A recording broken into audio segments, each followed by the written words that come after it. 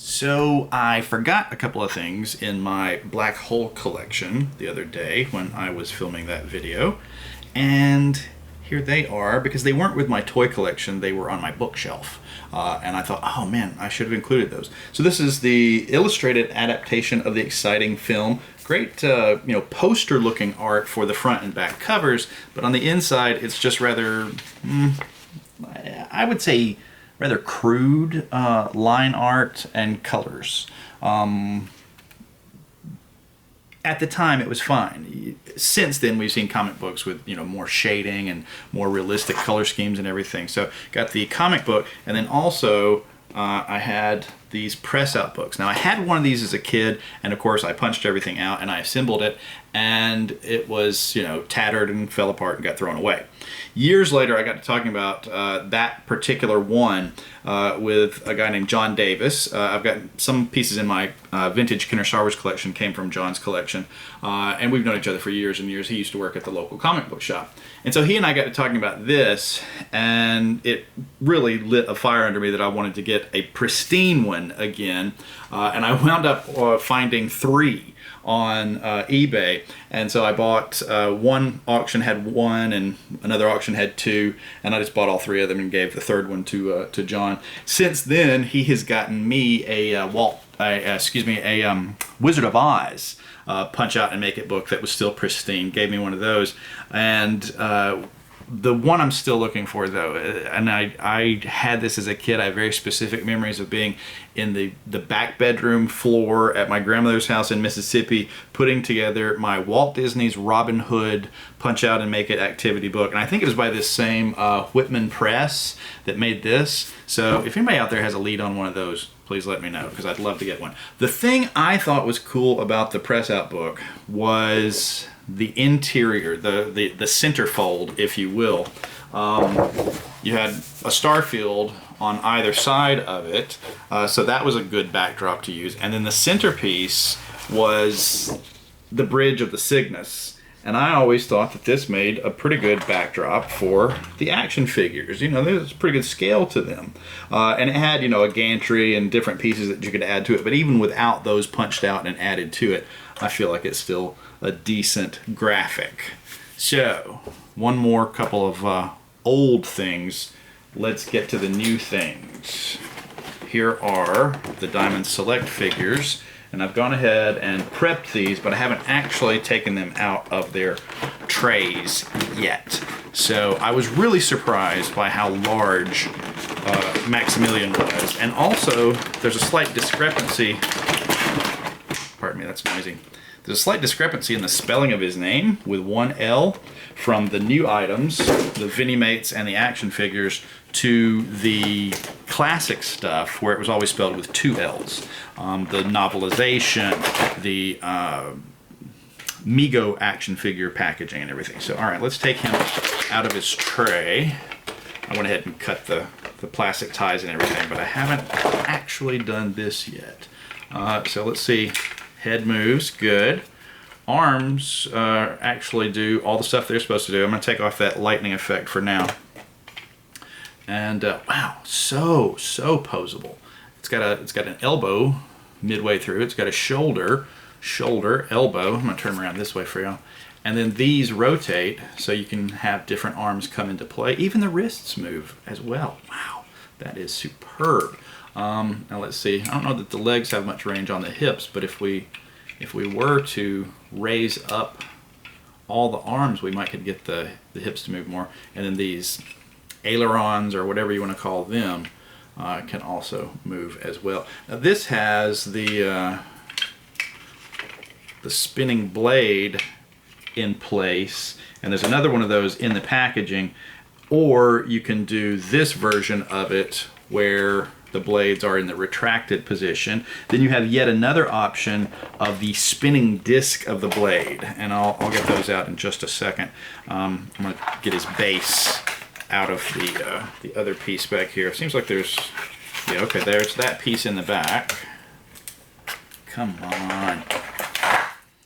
All right, take the tape off of that real quick. And I'll probably need to take something to that, get the adhesive off. Tape on plastic is kind of iffy. Sometimes they do it right and sometimes they don't. So yeah, we've got some adhesive residue on the black side of that. And then there's the paper insert. I'm going to try to scan that as a backup in case this ever gets damaged. I'll have the file of it. So put those pieces down. And then you've got this rod and disc, which I'm fairly sure are a way to make Maximilian levitate. Cool. All right, so that's a good base for him since he is a hovering character in the movie. And then the head should pop out. That's pretty cool. My refrigerator's making noise, I apologize. And you've got the alternate head with the human eyes visible in there from the end of the movie. Hope that's in focus. So we can give him that head if we want, just for a split second. Oh no! Oh, now I'm two people. All right, I'm gonna take his head back off. Put his original head back on. And let's go ahead and get to Vincent and old Bob, since my battery is flashing at me again. Okay, there they are. And I've already pre-cut this. They have a diorama piece as well. Set that there. Figures out of here. Alright, let's just take old Bob out first. Cool.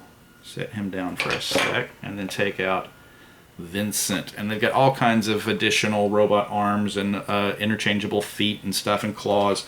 I may not do that on this video. First thing I want to do is compare the size, which I didn't do on Maximilian, but let's look at the Mego size compared to the Diamond Select. And then we will also look at the Kubrick size compared to the Diamond Select. His legs have popped off again, as you may have seen in the previous video. All right, so then there's old Bob, and then the Kubrick old Bob, and then my custom Mego old Bob. Then you've got Maximilian. This is going to be the reverse, because now this is the Mego version, and the tiniest one is going to be the Kubrick one. So yeah, I was thinking when I saw the description of this online, yeah, he'll be about 6 inches tall. I was not expecting him to be 8 1/4 inches in height, and that's before he levitates off of the base there. All right, so let's look at Vincent. His head will go down and raise back up. Oh, and he's even got his brain dome in there. That's cool. Wow, talk about a deep cut. That's sweet. That is very sweet. Not sure how to raise the one and lower the other. Let me see if I can push one back down. There we go. That's tricky, but doable. Somebody's mowing their lawn out there if you're hearing a high-pitched whine.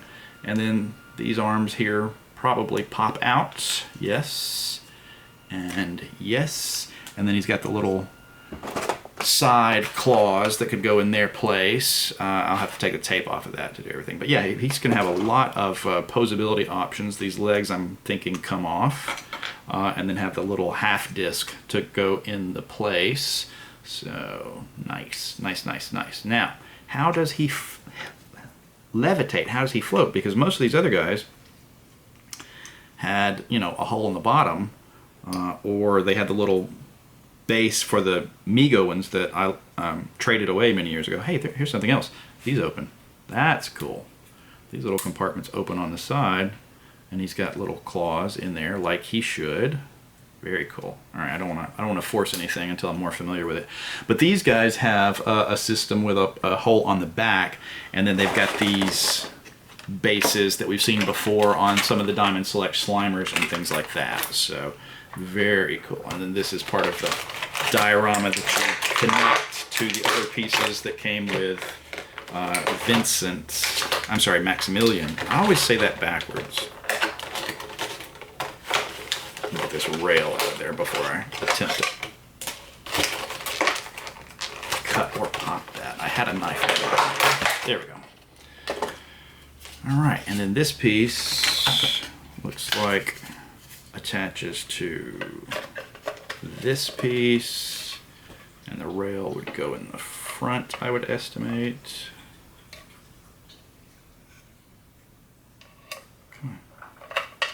I always hate to force something when it's new and I'm not familiar with it yet. I think it goes this way. Riveting television, isn't it? Riveting.